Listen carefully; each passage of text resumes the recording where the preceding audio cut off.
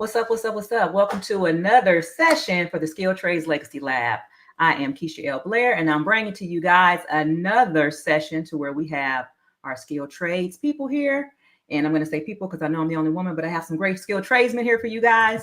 And today we are going to be talking about how to build a successful career in the skilled trades. So I want to thank you guys for joining us today. I'm going to give us all an opportunity to introduce ourselves, and we will go around the room. How about we start with LaShawn?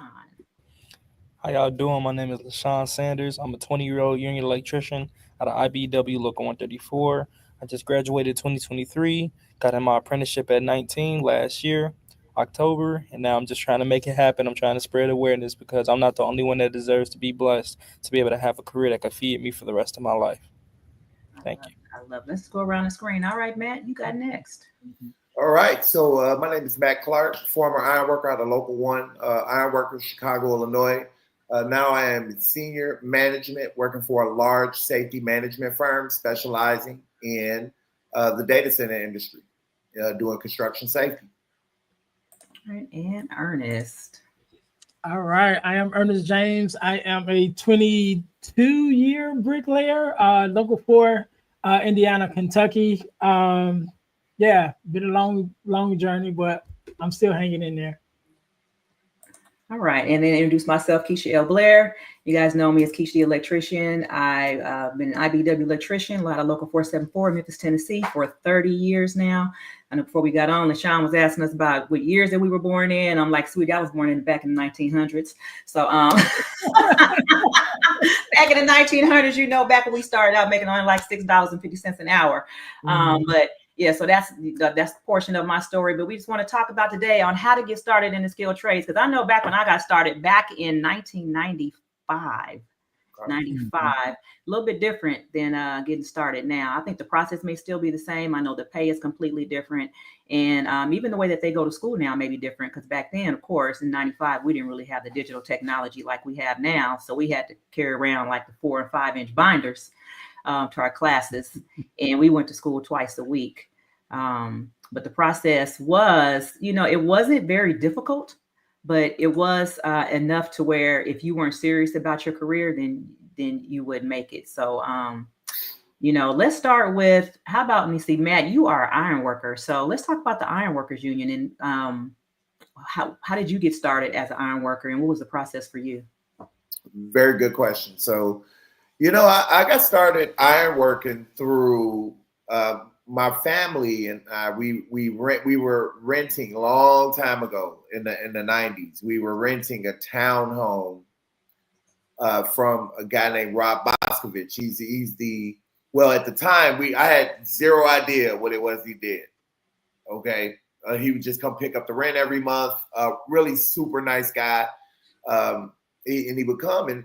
You know, I met him when I was 9, and then when I was 18, he actually said, "Hey, would you like a summer job? I know you're about to go. I was about to go to Iowa State." He's like, "Hey, would you like a summer job?" And I go, "Yeah, sure." Right? He said, "Show up on, I don't know, State and Lake." He told me where to go, and I had no idea what it was. I said, "Well, what am I doing?" And he said, "Oh, you're gonna carry rebar for about 10 hours a day. Just tell him Bosco sent you." That's how I got started in ironworking. I was 18 years old, right? And I worked every summer, right, that I was at Iowa State. And then eventually I went into the apprenticeship full time, which is a 3-year, 6,000-hour apprenticeship. What's really unique about it is you actually go to work during the day. They put you with a contractor. You go. I work with McHugh. So McHugh is a large general contractor there in the Chicago area. They put me on Trump Tower there. You would work during the day and you would go to school in the evening. So for 3 years, you would go to work and go to school. And they had the same hours. It was, you know, you would go to school 3 nights a week. You were off in the summer, but then you would go back in the fall. Mm-hmm. And so it's, you know, learn and get paid at the same time. So, you know, it was a grind, but I learned a ton. Came across a lot of great mentors through the union. And that's how I got started. So you had that earn while you learn. That's kind of something that's universal, I believe, throughout most of the unions. Is that we go to school, but we also go to work at the same time. So we're not just having that debt. And when you started, was there any debt that you had? Did you have to? How much did you have to start? I came in with $100 grand in debt because I went to Iowa State. And I got a degree in industrial technology, specializing in occupational safety and health. Now, obviously, today I'm a high-level safety professional, right, in the data center space. But I came in with $100 grand in debt. I did all 5 years. Oh no! I'm sorry. I'm sorry. I meant to ask, like, how much did you have to pay to get into the Ironworkers Union? I'm like, you had to pay $100,000. $100. Oh no! I got a degree, and then I got a degree, and then I went to the apprenticeship. Okay. But for the apprenticeship, I paid $100, and that was for the test. It was the application fee. Mm. He said that's how he paid off his debt. That's how I paid off his debt. Oh, okay. Yeah. No, great question. No, great question. It was a very minimal upfront cost, and the benefits were tremendous. And so what year did you start your apprenticeship program? I started in the fall of 2005. Okay. Got it. Yeah. That's about 20 years ago. Mm-hmm. But I've been ironworking since 2000. Okay. So what were you doing in 2000 that was different from when you started in 2005? Going to school for it full time. Mm. So did they have you just being like you were just unindentured, or what did they call you? You were just they would call it a permit worker. So they have a need, and everybody's working. They don't have anyone, and I'm a sponsor. I got it. So that's kind of like a good way to kind of try it out before you just to say, okay, well, I'm going to just go ahead and start. So you would have realized that at that moment. So how do you remember how much you were making at that time from when you started as an apprentice? Back in the day, it's a little different now, but back in the day, apprentices started out at $23 an hour. And I think the scale at the time in 2005 was $39 an hour. This is in Chicago? Chicago, Illinois, circa 2005. Wow, that's interesting. When I think about 20, like I say, I always laugh and I joke, but back in 94, 95, we started out making $6.50 an hour. So to hear $23 an hour just 10 years later, that's just amazing just to think about just the increase, and I'm gonna hop around to LaShawn here next, because LaShawn, since I always talk about making $6.50, I want you to tell us what a first year apprentice makes now, coming through IBEW compared to what I made 30 years ago. Yeah, so right now I'm making $26 an hour at 20 years old. At 20 years old. Wait. $26 an hour at 20 years. Wait a minute, my son's 25. I need to know I'm just playing. But $26 an hour for 20-year-old, that is a lot. So, and I know you talk about this when you speak to other kids about, or other people, I would say kids, other people about getting into the skilled trades, about how much they could possibly make as opposed to other jobs that they're working. So what was like the turning point for you? What made you say, all right, this is what I'm going to do because I know this is what I need to secure my career and my future? So I always had an entrepreneurial mind. So I always knew that I wanted to create my own business. I wanted to start my own business. So I shared that with my fellow classmates in high school, right? But I would see how they would go about it. How can you say you want to create a clothing brand, but you just want to create a clothing brand out of high school and you don't have that solid foundation, right? Or if somebody would talk about wanting to do real estate or something like that. But my whole thought process, well, okay, it sounds good, but how are you going to get the capital to be able to pay for that real estate, right? So while they more so focused on that outstanding vision, I was more so focused on the foundation to be able to get to that vision, to be able to create that, because they kind of treated it as a dream versus me. It was going to actually be something. It was actually going to be something that I wanted to do. So I understood the importance of having a solid foundation. So throughout high school, I decided to use high school as a vehicle. Why? Because this would be the last time in my life where I have no responsibility at all, right? So around 16, 17 years old, I got exposed to my school, TF North High School, starting an electrician program. And by then I was like, okay, I'm going to go to college, right? But I'm a firm believer in having that foundation, and that foundation being a backup plan. because sometimes your backup plan turns into your main plan, right? Mhm. So my backup plan was I'm going to do this program for 2 years while I'm still in high school. Why? Because it's not going to hurt me. What am I? I'm sacrificing culinary. Like, who cares, right? So I did that program in 2 years. I did that program for 2 years in high school. And by then I decided I didn't want to go to college, right? So your backup plan becomes your main plan. So by the grace of God, I was able to have that foresight to be able to have that foundation of having that option B, right? So after I decided that I wanted to like become an entrepreneur and do things like that, I understand that I had to do it differently than the people around me, right? So I decided to use my job as my vehicle. Jamal King also talks about this a lot, how he used his job as his vehicle. So I used my electrician job as my vehicle to fund my motivational speaking, to be able to fund the real estate, to be able to fund every single thing that it is I want to do. You need that solid foundation to be able to do so. So where did you get this mindset from at you said at like 16. So what made you want to become an entrepreneur at 16, even think about having that? Because most 16-year-olds and they're not thinking about that. Okay. So I used to live in Minnesota. I lived in Minnesota for 1 year. I lived there with my sister, and there I saw a completely different socio-economical culture, right? So I saw them kids they were pulling up in Rolls Royces at 16, 15 years old, right? And I was like, okay, what are they doing differently that we're not?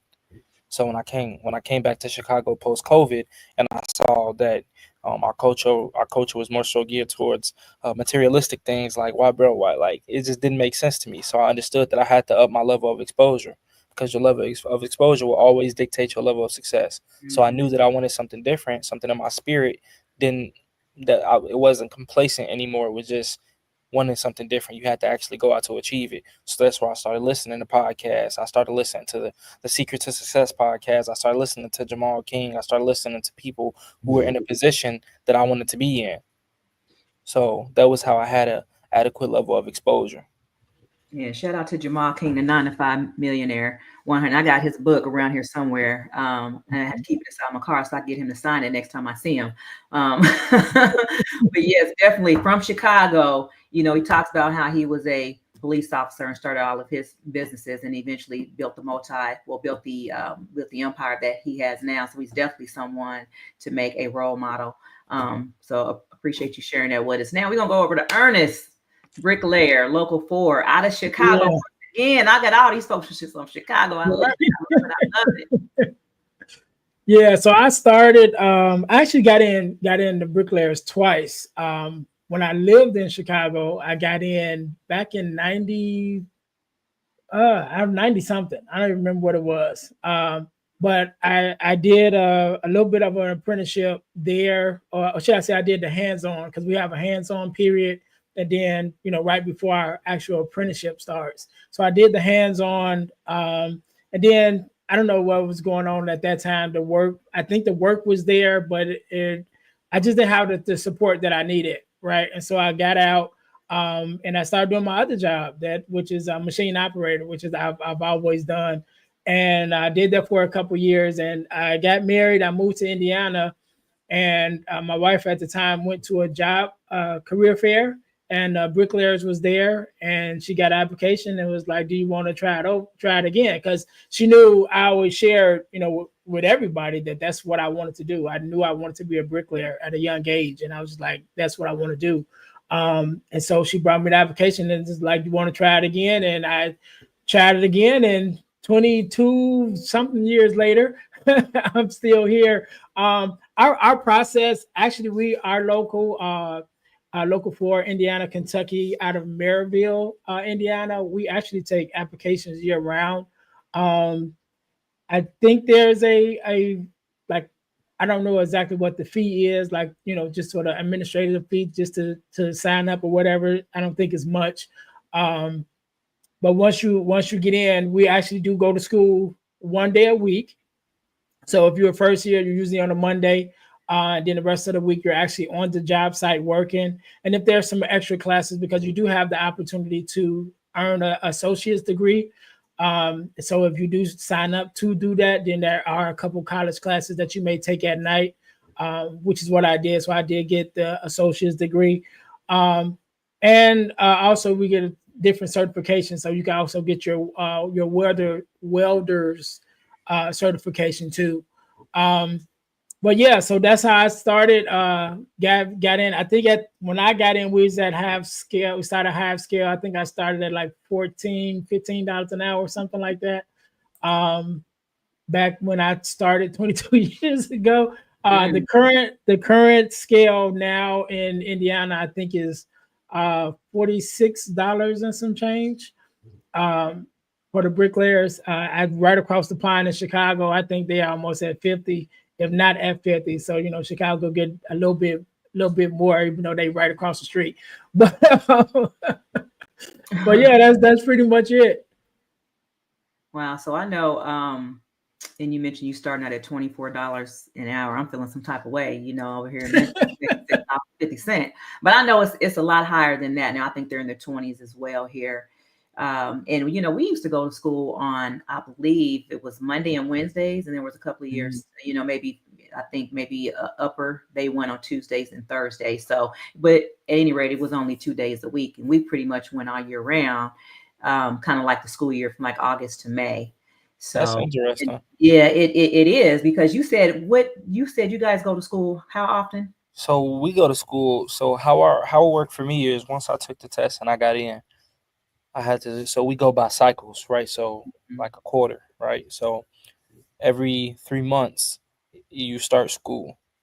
So I got in the October cycle. So from October until December, I was in school. But our school isn't like, oh, you go to work and then you learn as you go. No, we go 3 months straight. So I had 11 weeks unpaid straight of school. Wow. 7 to 3:30 every single day, Monday through Friday.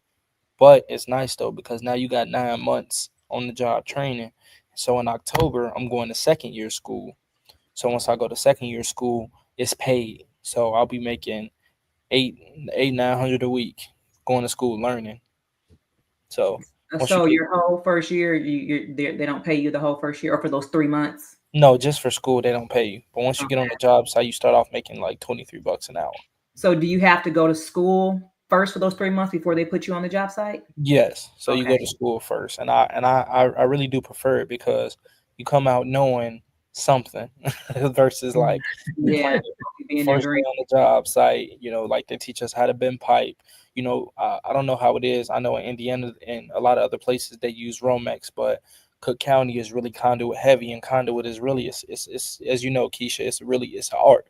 It is an art.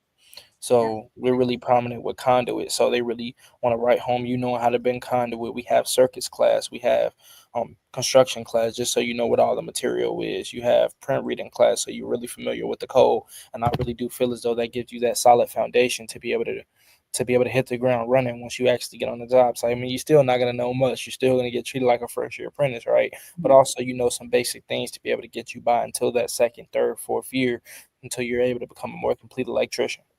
Yeah, absolutely. And that's good, because I went first year, first day, didn't know what I was doing. Didn't even know, all I knew was, like, I was told to just show up, and then they told me I had to stay there for 12 hours. And I'm like, what? 12 hours? So 7/12 was my first job that I was on. It was 7 days a week, 12 hours a day. Woo. And I'm like, who in the heck would ever decide to have a career doing this? So, and here I am 30 years later. But what happened was the money was good. I got that first check, and it had, overtime on it. So when I'm making like $6.50, I was making almost $10 an hour. I'm like, we're making some money now, right? So then of course, when you're older, life kicks in. You just, it afforded me the life that, it afforded me an opportunity to provide the things I needed to provide for my children that other careers just couldn't. So I kept going back year after year. And then it was just like, it just became my way of life, to where I saw it for more than just bending pipe. I saw it as like all of the things that I learned that are just things we do now by second nature. We show up on time. Mm-hmm. We make sure we look at things it's our craftsmanship. Whenever we do something, we do it to the best of our ability. We're not just going to leave it like that, or just half do it because we know that not only is our name on it, but everybody else in the skilled trades name is on it too. Yeah. So we think about those things as we go forward. And before I got into the skilled trades, before I got into IBEW, I didn't even think about stuff like that. So it teaches us these things along the way. And there's a reason why the apprenticeships are as long as they are, because you can't come out in a year knowing these type of principles. Just like anything else, you have to put in a certain amount of hours. And I believe it's for IBW, it's 8,000 hours, which you have to put in here in Memphis, so you can even qualify to go and take your journeyman's exam for the city of Memphis. And the crazy thing is, we don't even have an exam. So we have it. So you just automatically top out. Mm-hmm. Well, no. I'm sorry. So you finished school with those 8,000 hours, but however, in order to become licensed in the city, so like you have Cook County right here is Shelby County. So in order to become licensed through Shelby County, then you have to have a certain amount of hours in order to go and take that that journeyman's exam. I think I sent you a screenshot of my card. I went and renewed mine last week, just to keep my certification up, because I think if you let it lapse for like 2 years, you got to take that test all over again. That's 4 hours, 80 questions. I'm not trying to go back through that. So I pick it up every year. And I believe in order to become a master electrician, the test is 5 hours, and it's 100 questions that you have to pass. Yeah. But it's a skill that, come on now, no one can take away from you. No one can take it away from you. Yeah. Come on now. And the question, I think I took my exam back in 2000 when I got my license back then. And the first time I took it, I didn't pass. I failed. You had to have a 70. I think it was a 70. I want to say a 75 to pass, and I got like a 73. Whatever it was 2 points off. And I was really discouraged. I didn't even want to go back and take it. You have to wait, I think, like 6 months in order to go back and take it. When I went back the second time to go take it, I had my code book. I didn't even really feel like it. I think I left my calculator. I was like, oh my gosh. So I get there and I went through it because I studied, but I didn't study as much as I did that first time. I think I was probably just overthinking it. So I weighed more on really just what I had already knew, and got the letter in the mail and it said I passed. I was like, oh my gosh, and I thought I just knew I passed the first time, failed it.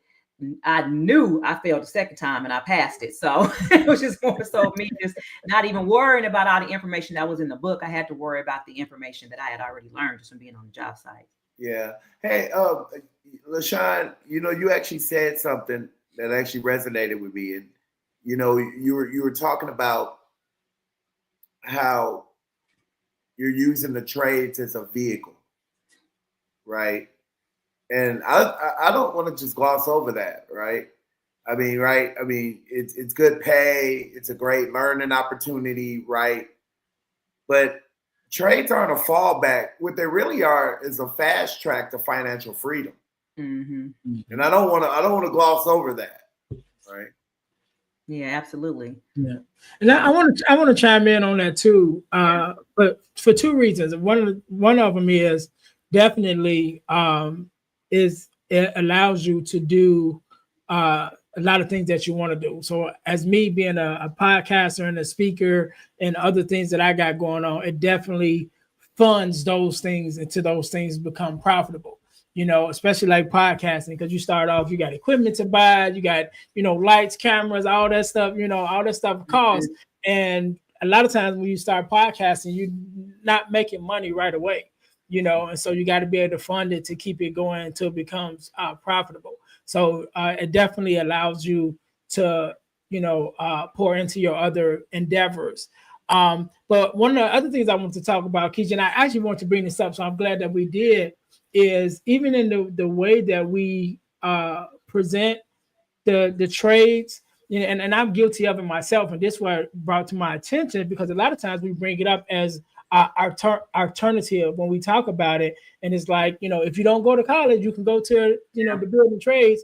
But I think we need to change that a little bit, because it's not a second option, it's a first option for a lot of people, including myself. And that's what brought it to my mind, because I was thinking about when I was in high school, honor roll student, I was smart. And I remember talking to my counselor, and he said, what do you want to do? And I said, I want to be a bricklayer. I already knew what I wanted to do. And he was like, no, you can own the company. You can go to college and own the company. I said, I don't want to own a company.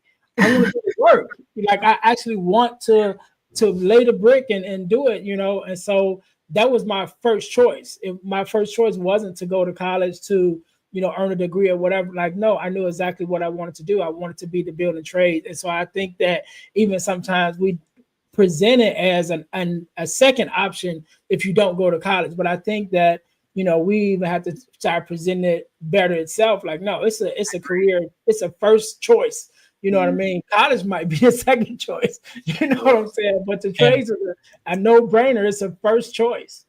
No, I agree with that. And I feel as though there's a certain power in it because it can be a lot of things to a lot of different people, right? So for like we got our youth right now. Some youth just don't like school. Just don't like school. Here's a trade, right? Like if you don't want to go to college, some people just don't want to go to college. Some people for debt reasons, for just capacity reasons, they just don't want, like for reasons like I got a buddy, and he does landscaping. He's like, hey, I just want to do landscaping. I don't want to go to school. Like that's just the life that some people want to live, right? But the trade is able to cater to everyone because if you have a college degree, you can become a project manager. You can there's a lot of different avenues. Like I know Matt said he got his degree in safety and he's now a safety, like he's a tradesman, but now he's on the safety side. And then we have things that like on the job, like just a regular journeyman electrician, right? You don't have to go to school for that, but whatever it is that you want to do, the trades will have a place for you. Whatever it is you want to do, the trades will have a place for you, whether you have a college degree or not. So that's an excellent point. Yeah, and I'm going to say this. So it's like, I didn't even really know about the skilled trades because when I was in school, it was called vocational. I think now it's CTE, college technical education or something like that.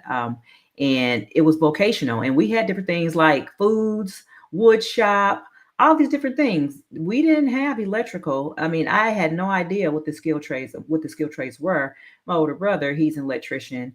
I think it's local 11 in Pasadena. And, he told me about IBW and I looked it up in Memphis, but had it not been for that, by word of mouth, I wouldn't have ever even known about it, which is why, all of us, and I know we're all passionate about telling children or telling people about the skilled trades and the benefits that we had, because I didn't even know it was an option for me. And I had my eyes set on going to MIT. I wanted to be an electrical engineer. And my parents didn't have MIT money, so I had to go to ITT. That's what I settled for. That part. And I didn't know I wasn't gonna get there. So I went to ITT and I realized fast that electronics was good, but it really wasn't what I wanted. It was electronic engineering technology. I learned a lot while I was there. And then, I didn't finish because it wasn't really what I wanted. So I know now it's important to do something that you like to do. So that's why I asked you, LaShawn, like what made you want to go towards the electrical portion? Because if you don't really like it, just like you said, these kids are like school, they're not going to finish it. So why send somebody or put them in an environment that they're not happy in because they're not going to complete any program? Man, and it's like there's so many kids that fall through the cracks because they don't have that level of exposure. There's so many kids who need a different outlet because it just doesn't relate to them. Like I wasn't a school. I mean, I was very smart in school. Like I remember one time I got $50,000 in scholarship. I was actually supposed to go to a college in Texas. I actually denounced, right? My senior year, I denounced. I decided I want to be an electrician, spur of the moment thing, right? So it's just not for everybody, and it doesn't mean that you're lesser. And I feel like it's shifting now, but it used to be that people would talk about, a kid going into the trades, they would treat him as lesser than, or the trades as a lesser option, like you said, that section option, right? But now, like, it's the first option. Look at what AI is doing right now. AI is taking these Google jobs. AI is taking a lot of these jobs, right? A lot of these jobs are now obsolete. They can't take these. Yeah. Hey, I'd like to share just a quick stat. The U.S. construction industry currently has a need of 500,000 workers per year, and increasing by 10 to 15% a year. So on the supply side, or the demand side, my apologies. This is a pathway, and I'm just kind of looking at some notes here. AI can't tie rebar. Nope. AI can't bend pipe, right? AI can't lay bricks, okay? The human element, you can't do without it, right? In my mind, and especially it being on the construction safety side of it, right? because now for me, and I know we all have our different experiences in the trades, but for me, now it's about legacy. Now it's about exposing young folks, college grads, to the safety field, right? So when we talk about recruitment, retention, and raising of tomorrow's leaders in the construction space, that's really the area that I'm passionate about, right? So like, I'll give you an example. Over 8 years, I've hired, trained, and managed over 200 safety professionals, okay?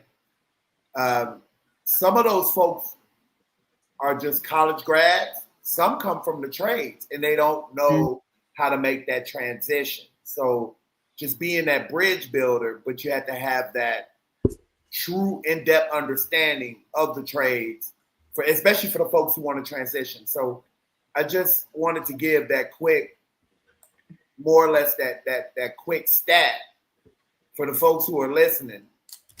They need tradesmen and tradeswomen. It's an excellent opportunity and an alternative to going to a 4-year university or a 2-year school. Yeah, and then you have to think about it like this. So if we think about all of the places that people want to go to, as far as these colleges, as far as these wherever they want to go work, somebody's got to build those buildings. So you can't just say, I want to go do this. That's like you saying you're hungry, you want to go to a fast food. Somebody's got to cook the food. Somebody's got to do this. Somebody has to build the building that the food is being cooked in. So who's going to do that type of work? Well, guess what? And sometimes people make it seem like what we do is less than, when actuality, you wouldn't have any places without skilled trades people. We are the ones that actually started.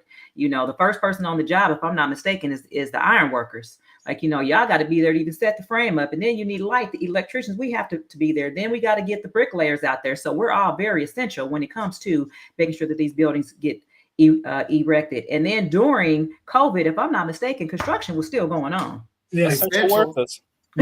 We were Hey, you said, during COVID. Keisha, you said it though, right? So we are essential, right, to the infrastructure across the world. And what's really cool, right? And what's really cool is for the people who want to look into it a little bit more, their construction in the trades, their leadership labs. So leaders on this call have come up through the trades, right? At all stages of life, right? So that's deep to me, especially if it's a leadership lab, it's a leadership path, it's a entrepreneurial path. When you come out of the trades, you learn how to scale $1 million business, especially if it's trade based. Yeah. And I want to tap in that route too. So let's talk about turning trades into a business. I'm sorry. I wanted to tap into something that you said about because you mentioned that you didn't know anything about the building trades. And the crazy part about it is in my school, in our district, we had automotive, we had carpentry, we had drafting. I took computer aided drafting. So we had these different elements. But the crazy part about it is, even though we had like carpentry classes and construction classes, they didn't tell us anything about the unions. So when we got out, it was like, what are you going to do? And so I ended up going to college, taking construction classes because that's the only way I knew. And the crazy part about it, one of my classmates who graduated with me, his dad was a bricklayer. And so when we graduated, he went right into joining the trade and became a bricklayer. And by the time I found out about it and I got in as an apprentice, his baby brother was starting when I was starting. That's how many years of just by not knowing that I started late. And that's why I love what we're doing and the passion that we have now to get the word out. Because had I known about the trades and apprenticeships when I was in high school and when I graduated, I could have went straight in and been like LaShawn, started off, making some decent money right out of high school. Instead, I ended up taking construction classes in college as a carpenter because there's no bricklayer classes in colleges. They do have carpentry, they do have electrician, but they didn't have no bricklayer classes. So I ended up being a carpenter because I didn't know even where to go to begin to become a bricklayer at that time. Well, we didn't even have any electrical classes or anything like that. Last year, I took print shop and took foods and different things like that. Yeah. But I had no idea that there were actually unions out here or apprenticeship programs that I could have actually have gone to actually further my career in those type of fields. So to even have that, like LaShawn said, that exposure to where it's like, even know that it was an option, that's huge. So that's why, and I said, we're doing the Crafting Careers That Build. We're trying to make sure that we get knowledge about the skilled trades in the school, just like they got like ROTC. Everybody knows what ROTC is. How many people know how many skilled trades there are in their area, or that there are even viable options for them beyond college? And then and it's over 30 trades too. So it's only it's over like 100. It's Yeah. over 100 skilled trades that are out there. I mean, I looked them. I don't know all of them, but there are a lot. That's like example. Heavy equipment operator, elevator operator. These are things we don't even think about. Somebody has to take classes and know how to operate a crane, how to work an elevator. And when the elevator breaks down, somebody has to fix it. So these are all skilled trades that people don't even think about. Yeah. I would say too, to that generational impact and legacy, right? And the last time we spoke, I mean, I went in like I was talking about how there was a time where you had different generations that actually did some form of a trade, right? For me, it was Ford, right? I lived in inner city Chicago, not too far from the Ford plant. The way you looked at those people in the neighborhood that had those kind of jobs, they had a pride about them, right? So there's been a disconnect, especially with the new generations. There aren't many torch carriers still, that promote the trades, that right. So I mean, I just think that right now, because we have a labor shortage, which is obvious, right? There's a lot of issues with being able to get to the right audience to tell the stories. We have a leadership gap.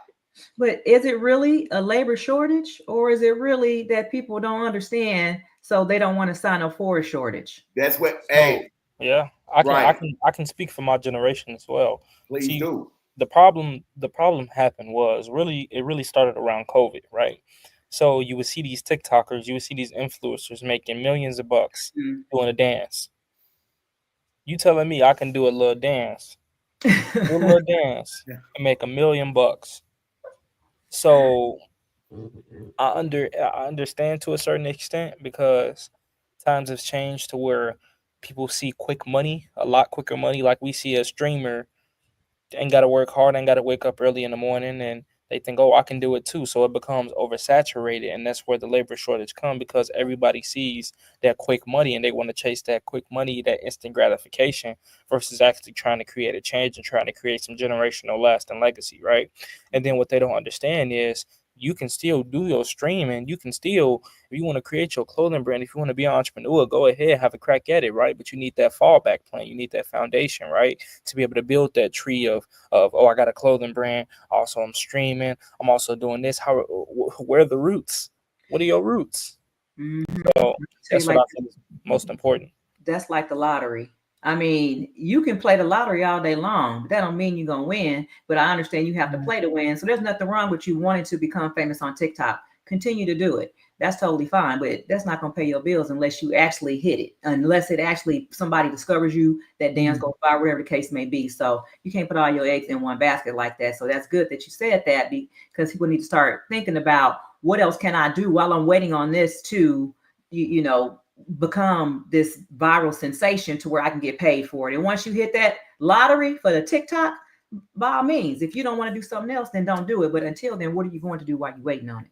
Exactly. And then that can end at any given second. So I know we talked about, so I'm a first year apprentice. I don't care how big I get. I fully plan on finishing out my apprenticeship. Why? Because it can end at any given second. Any given second. Because Auntie Keisha told you to finish. That's why I was playing. So what? What you say, Keisha? Because Auntie Keisha told you to finish. That's why you're gonna finish. Yeah, like I'm definitely going through my whole apprenticeship. I'm gonna be a journeyman, and if I blow up from that point, then okay, cool, that's fine, right? But if it all ends, it can leave at any given second. I still hey, I pay my dues. Come on. I'm now making $57 an hour, and now I can Come on. rebuild what it is I lost each and Yep. every single time. I'm 20 years old right now. If it take me 5 years, if I got to do a 4 more years of my apprenticeship, I'm only 24 years old. Now I still got the world in front of me, and I have at the very least for the rest of my life, I'll be making $150K a year. Minimum. Well, I tell you, that's funny you say that, LaShawn, because I was just talking smack with my son the other day. I travel a little bit for work, so I come home and he go, man, you sweet with the safety stuff, but whatever happened if you lose your job or something? I look back, I went, hey boy, I said if I lost it all today, I got that belt nice and fresh right by the door. I would go throw that thing on, hop on the wall, and bounce right back. That's the beauty of having, to LaShawn's point, it's having a trade. We got to flip the script. Everybody think, oh, I got to go to college right off. No, you don't. No, you don't. Once you get it, you will always have it. Yeah. Get that thing in hand first, right? That's a great point, man. Because I slapped that belt right back on like nothing. Hey, look, let's just say 4 years. My motivational speaking kicks off. I'm still gonna finish out. There's nothing that will stop me from finishing out that apprenticeship. From waking up at 4:30 in the morning every single day, going to work, finishing my apprenticeship. Why? Because that is an asset at the end of the day, right? Why do you think? And I'm gonna keep speaking on Jamal King. Why do you think even after he became a millionaire, even after he was going home to a $20,000 square foot mansion, that he still was a Chicago police officer? He was using his police officer checks, funding his kids' IRA accounts. Yeah, you got to fund your business too, because entrepreneurship is not cheap. He got through the union. I have 3 pensions. Right now. We got a vacation fund. We got incredible insurance. If I want to have eventually wife and kids and things of that nature, right? That insurance plan might come in clutch. Let's just say my kid got something wrong with them, heart defect, things of that nature, $1 million heart surgery. Come on now. That's wiping out everything automatically off rip. So it's not even just you losing everything. It's life. Life happens. Yeah. We can't predict what happens, right? But we go through certain things to be able to assure ourselves. So when life deals you that blow, you're able to strike back. I'm able to strike back with insurance, incredible insurance. I'm able to strike back with 3 pensions. I'm able to strike back with a plethora of other things. Why? Because I created that solid foundation to be able to deal whatever life throws at me. Yeah. And I want to say this real quick too, is that one of the things that LaShawn said, which is something my dad used to tell me all the time when we were younger. My dad was a mechanic, and he always say, what you learn to do with your hands and the knowledge that you have, nobody can ever take that away from you. And even as Matt said, when his son was like, what if you lose your job? Well, as long as you got these and they working, you can always rebuild. You know what I'm saying? And plus, once you get your journeymanship, your journeyman card allows you to work anywhere in the United States and the territories, let alone outside of the country. You know what I'm saying? And so one of the things that I learned as being a machine operator, I worked for a glass company. I worked for a conveyor company. I worked for Dr. Pepper. The thing is, even though that to be a machine operator, that trade or that knowledge is good, but it's only good in that company. When you go to the next company, you got to learn another machine. That's true. But when you learn a skilled trade, it's transferable across the world, not just across the United States, but it's across the world. And even you also have the opportunity to travel. So I've traveled, as a bricklayer to across the United States, doing jobs. And I've had the opportunity to go to Mexico and to go to these other countries to work also as a bricklayer that I chose not to, but I do have that option. So when you talk about, what if you get fired? Who's gonna fire you? Well, let me say this. Right. But look, let me say this. It's like when you're in the skilled trades, we actually get fired after every project because we work ourselves out of a job. So think about that. Yes, and it's really not like we're getting fired, but the project has come to an end. So now it's time for us to move on to the next one. Sometimes we'll work for the same company. Sometimes we'll have to go back to the union hall, sign the books, whatever you guys call it, and we go on the next project. So every project comes to completion. We work ourselves out of the job and we move on to the next one. But LaShawn, what you said was how they have you to work without going to, or go to school first without going to work. You know, you may not have had experiences, but I'm sure Ernest and Matt have. Once the project comes to an end, there may not be another place for you to go to right then and there. So you may have to go sign up for unemployment. You may have to go do something different, but that's why you stack that money up while you're in that fruitful season, to where you have those seasons to where now it may be 6 months before I go back to work, before another project comes up. Luckily, right now we're high in demand, so we don't have a lot of tradesmen don't experience that. But there have been times in the past to where we worked ourselves out of a job and we had to wait 4, 5, 6 months before we went back to work. So I heard 08 was bad. I was 3, but 08, that's the year that came to mind. You was 3. Boy, bye. No, I was out there. Go ahead. I want to mention this too, Keisha. We also do side jobs because, like you said, once you know your skill, you can do your skill on your own. So even when the major companies, things may slow down with the economy, you still can do your own thing. Like we build, you will see the brick mailboxes. We do those. You know, we do those. We brick garages, build garages. That's all stuff you can do on your own just by, using your trades that that you're not actually working for the major company. So even when the major projects slow down, you still can act as your own boss and go out there and still work on your own because you have the knowledge and the trade to do it. And then there are some times where like you can take your knowledge, what you have, and you could turn it into your own business to where you can become a contractor. You can become all these different things. If you get your master's in certain areas, you can actually take that license and work for a company and make money that way as well. So there are so many different things that you can do once you become a tradesman and take that information that you've learned and use it as a stepping stone and not a plateau. I don't know if you guys saw my episode I had on Alpha Intuition a couple weeks ago, but I had Senator from Maryland on here, Corey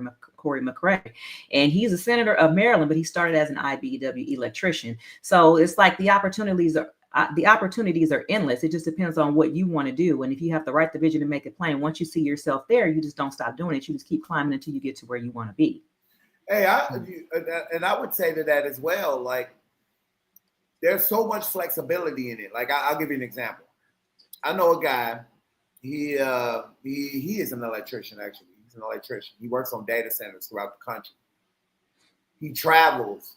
He will go work a job, say San Antonio, Texas. He'll go out there, work 6 months, and he'll work OT. I mean, he's doing turnarounds, all sorts of stuff. Like crazy hours. He loves it. He loves the overtime. Mm-hmm. The second part of the year, he's traveling. He runs his own business. Yeah. Right. He is doing whatever he wants to do. He's not stressed out. He's operating in his assignment, right? His passion projects, what he loves to do, right? He ain't stressed out. He ain't living hand to mouth. He was able to use that trades as a vehicle to fund his dreams. And that's what he does. I tell him he's absolute. I'm like, look, I love it. I lived through him. I have a lot of friends like that do the same thing, where they'll stock their money up, work on it overtime, 7, 12, 6, 10s, whatever the case may be, for 6 months out the year. And then the other 6 years, they fund their vacation time. And where else you gonna do that though? That's my point. And then when you decide to go back to work, you got a job to go back to. You just got to go back on books in any state you choose to. Nowhere in the world no other way you could do that. But I tell you what, and we spoke about it last time. My wife and I actually run a commercial pressure washing and window cleaning business, right? Just from the contacts leveraged through commercial construction, right?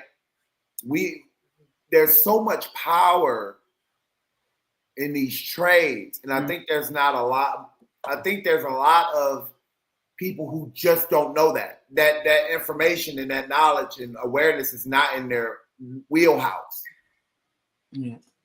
Also, Matt, I want to touch on one of the things you just mentioned about the connections that you made right? Through the which helps fund your business. One of the other things that I think is a major benefit of being in the trades is that you begin to have relationships with other tradesmen, right? And in different trades. And so a lot of us have our own things going on the side. And so you even use the bartering system. Be like, hey, I need these lights hang. You know what I'm saying? Keisha, could you come hang these lights for me? Then Keisha be like, hey, I got this. But even if Keisha don't want to do it, she can lead me to somebody who will. I'm like, Sean, go ahead and lights Ernest. But you make those different connections to different people in different trades where you can call on each other, because after you build your friendships, you can call on each other for things that you need done. If you need some pipes ran, or you need some plumbing done or something like that, you can just call one of your fellow tradesmen and say, hey, I need some help with this, come help me out. And we always have something going on. I don't know any tradesperson that don't have nothing going on. Like we either know somebody that got something going on, or we got something going on where we're able to help each other. And so those connections and those friendships that you build, relationships that you build with the other tradesmen of the different trades also is a major asset, in your life as well as your career. Well, that's just like how we all connected. We all connected through Next Level Speakers Academy because we're all speakers. So just the way that, either following each other online, showing up to a mastermind, or just connecting, being on a call. And then we saw, okay, this person is in skilled trades like me. So we find each other and we know where our tribe is. So, and like I said, the one main goal that we have is we want to make sure that we let the next generation know about the skilled trades in a different fashion in which we found out. So it's very important for all of us to make sure that we tell these juniors and seniors in high school, and even those younger kids, on how to get into the skilled trades and why it's very beneficial to them on the other side of it. Because guess what? You don't have to have a degree. There's no debt, and it's limitless. You can take it to wherever you want to take it to. That's excellent. Yeah. All right. So I know we tapped on this slightly, but let's talk about how AI is shifting the game for the industries that we're in, because AI is huge. And a lot of people were thinking about what's going to take your job. No, I'm really not afraid of AI taking my job. Actually, it's a tool that I use, just like I use a pair of Kleins, use a screwdriver, use channel locks, whatever the case may be. It's just something else that I can use to be more efficient and help me get it done faster. Absolutely. What I would say, as far as AI is concerned, in my mind, it's an expertise multiplier, right? So I'm in the construction safety space, right? So there's a lot of regulations. There's a lot, right? Leveraging, if you can learn how to use AI, it's a game changer. You can become so much more efficient in your business. But you got to crawl before you walk, right? There's an education path. And I encourage any people who are listening. I actually have a couple of tools that I'm going to throw in the chat, but they do have learning paths where you can become certified in AI or just learn the different GPTs. And I'm telling you, it's a game changer. Everything from writing emails to putting together cost estimates and proposals. Total game changer. Yeah. LaShawn, what were you going to say? I was going to say I absolutely love the integration of AI into the construction field. So I would, even technology in general, like when I went through school, we were all on the iPad. So I know y'all jealous. I saw Keisha scoring right there. We did it all on the iPad. There wasn't no pen and paper. It was just all on the iPad. So that was just very helpful. And then as I get into the trades, there was this one day, I was working on the job site. We were piping this room, and they had this VR thing.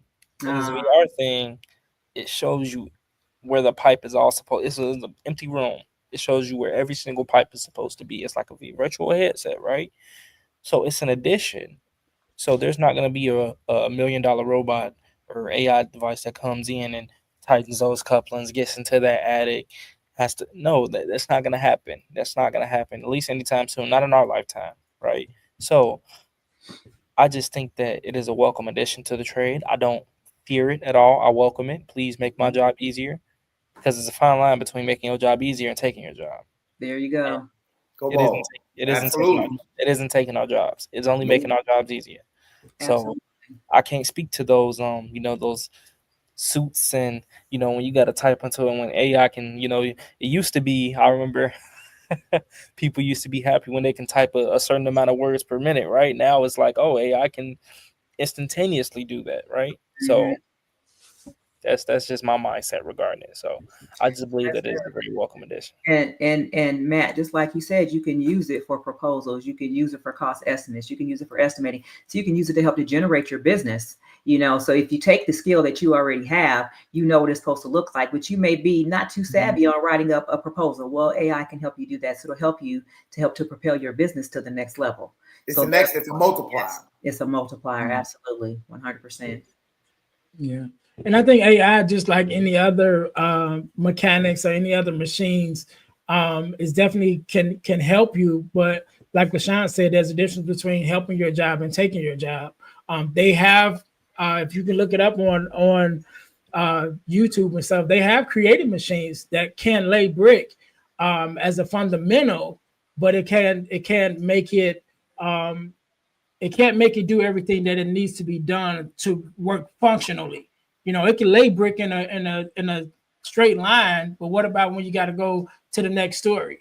How you gonna lift this machine to the next story? And then when you get to a corner, it can't build corners. So even the machines that they built that can actually lay a brick, it still needed a bricklayer to work with the machine to make it work.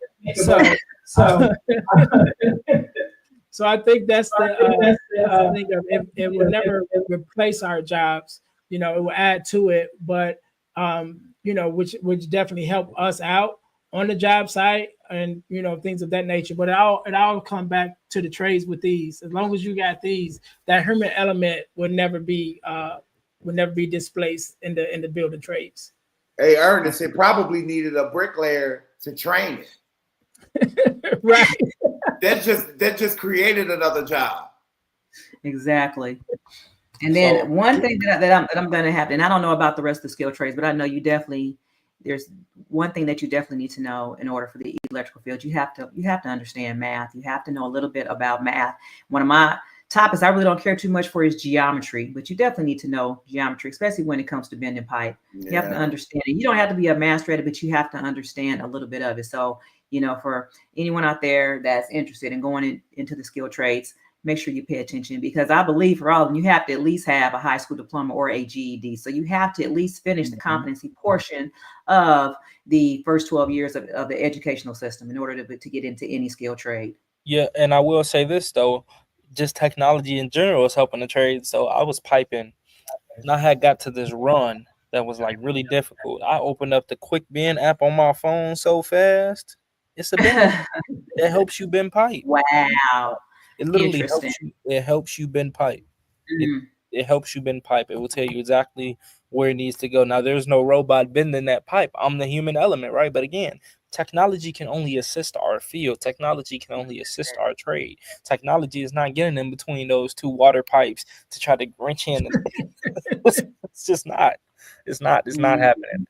Not in our lifetime. So please, whoever hears this, please heed my words. Please heed all of our words and join the trades. There is absolutely no fear of your job being taken. There's absolutely no fear of, the only way you'll get laid off is if we're out of work. And then again, you can always come back to these two hands. You will never have to submit a resume a day in your life. Literally, at 24 years old, I'll be able to travel the world. I can go anywhere in the world. I can go to California, have a job. New York, have a job. Kentucky, have a job. Indiana, have a job. Anywhere in the world. Canada, have a job. Puerto Rico, have a job. Can't beat it.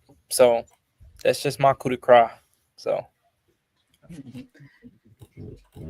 trying to see if I can find information on the apprenticeship programs. I know if they go to AFL-CIO, it'll tell them where they all are across the country. So I'm going to, let me see, put this in the chat. People too, they can see it. Let's see here.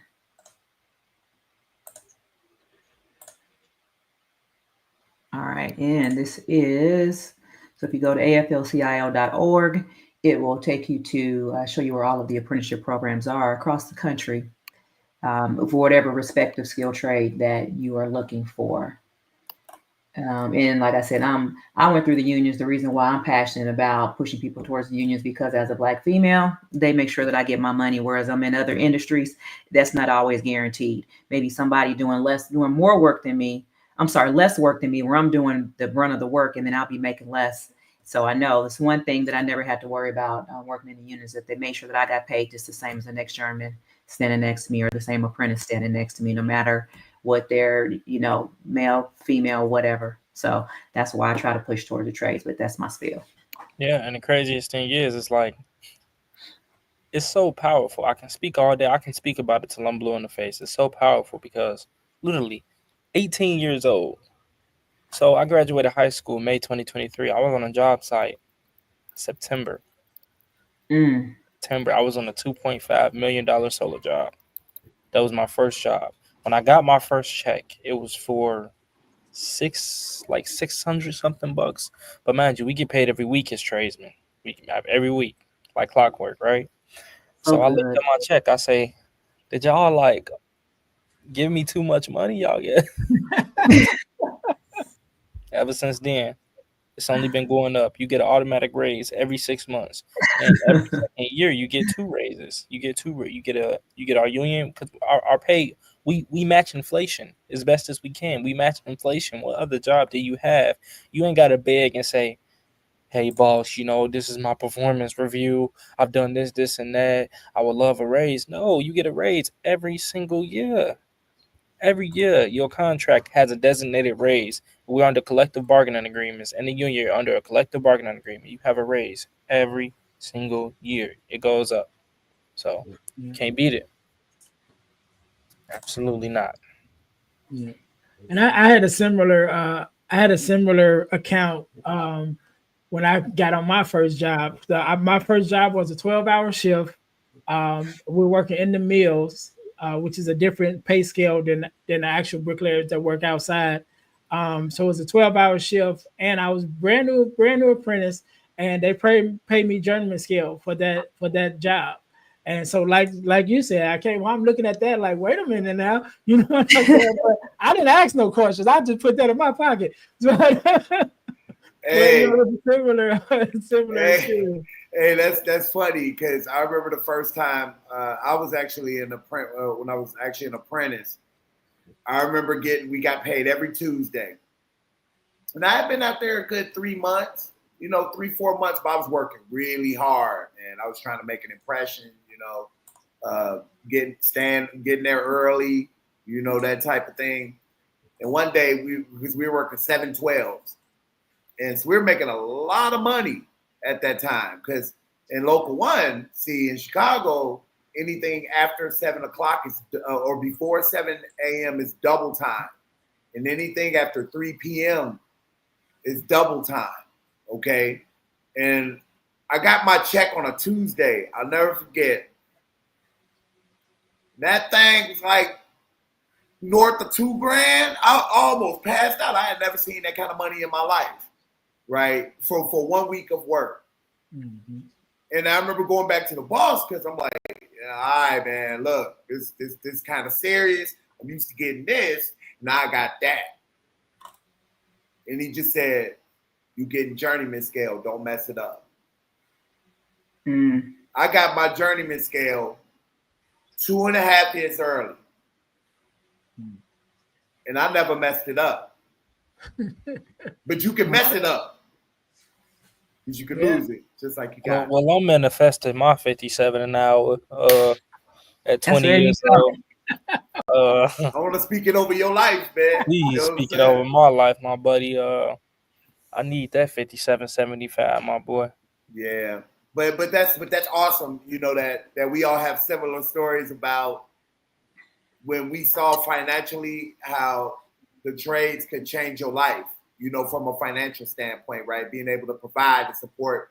And I think there's a lot of people in the world that don't understand or haven't been exposed to, right? The power it can have in your life. So that's awesome. I forgot about that. I'm like, man, y'all could work an overnight shift at Amazon. Y'all could work an overnight shift at Walmart, Walgreens, $15 an hour.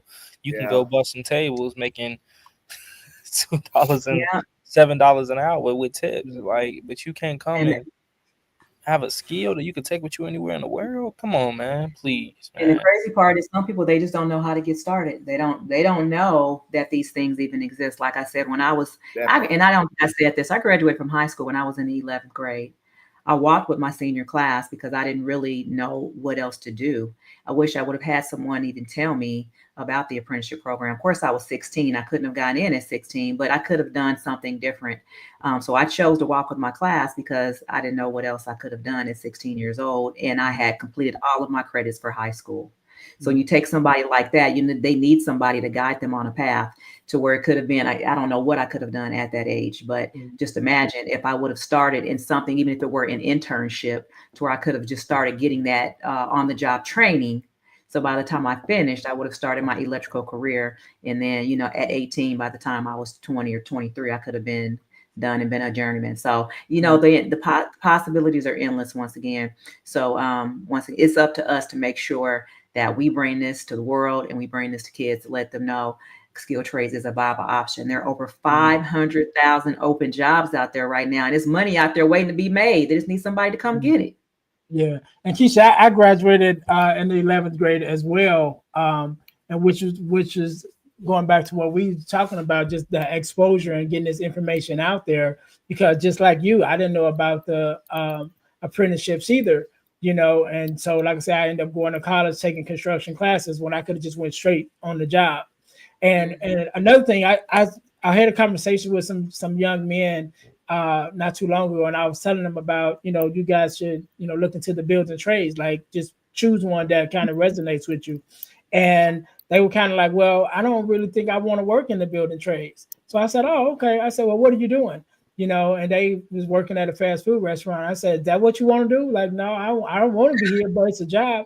I said, so if you're going to work a job that you don't want to work at, why not work at one that you could build a career and make good money? You know what I'm saying? Mm-hmm. If you're just going to work somewhere you don't want to work. So even that, just having that mindset of, I don't think I want to, work in the building trades. Well, it's an option from where you're currently at. Which you don't want to work at either. Use it as a vehicle. Use it as a vehicle. And then my thing with that is, it's like time is gonna go by regardless. Time is gonna go by regardless. So that's my whole thing. Excellent. Yeah, absolutely. This is a good. So we need. It really is. And I'm looking at the time. We've already been on here for like an hour. I know we could talk about skilled trades all day, but we are going to wrap this one up and come back again. So, we're doing this the last Saturday of every month. So next month, it will be September 27th. That's my mom's birthday. So that's going to be a special one. So you guys can look for us to come back and have another discussion about skilled trades on September 20th at 12 noon Central Time. But until then, I'll let you guys leave us with some final words. We'll go ahead and start with Ernest. We'll go around the other direction this time. Ernest. Yeah. Well, I am Ernest James, bricklayer, also speaker, as all of us are. So you can find me at ernestjamesspeakslife.com to have me come out and talk to your school about the students and tell them about the building trades, which we all do. To have either, have us come out and talk to you guys about the building trades. And I just want to leave one thing with you guys that we've talked about several times. We brought it up in the midst of this conversation is the knowledge that you learn to use your hands and the knowledge that you learn in your head, no one can ever take it away from you. And when you learn the knowledge of a building trade, of any of the building trades, you're able to take that wherever you go in the world and be able to have impact and income. So that's my spiel. All right, Mr. Matt. That's awesome. Hey, on the closeout, love today's discussions here. Right, for the folks that are listening, that are interested in the skilled trades. Right, here's the deal. It's a vehicle to the life that you want to have. It's not a fallback. It's not a second thing. Right, if A doesn't work out, then I'll go to the trades. The trades are designing lives as well as changing lives, right? And I'll drop my info in the chat if you ever, want to have a sidebar conversation or want to talk about the path through the skilled trades. But excellent conversation, and I hope the folks that are listening understand the power and magnitude of what we're talking about on this live. So, I'll pass And it where over. can people find you? But where can people find you on social media? I ain't hard to find. I'll drop it in the chat. All right. Instagram, and hey, you can call my direct number. I ain't hard to find. Oh Lord, LaShawn. Hey, y'all, Sean the Undeniable here. So, as Ernest said, I am also a motivational speaker.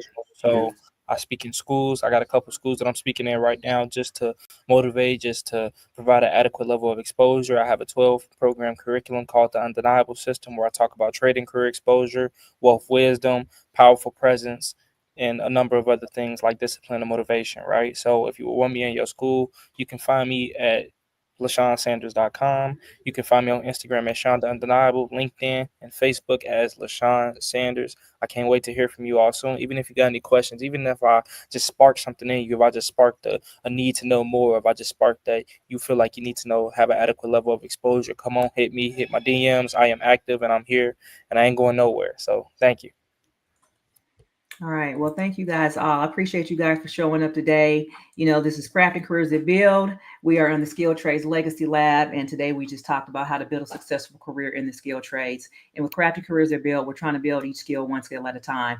So if you guys are interested in bringing all of us in, we are all available to come and speak to you as a team, because we came together, we leave together. So if you guys want 4 tradesmen to come out and speak to your school, to speak to your organization about how to get into the skilled trades, then you can find us, or you can find me on Instagram at Keisha the Electrician, or you can go to craftingcareersthatbuild.com and fill out the booking form. And we can talk about how to get all of us into your organization, and we can talk to your students or your team about how to get into the skilled trades.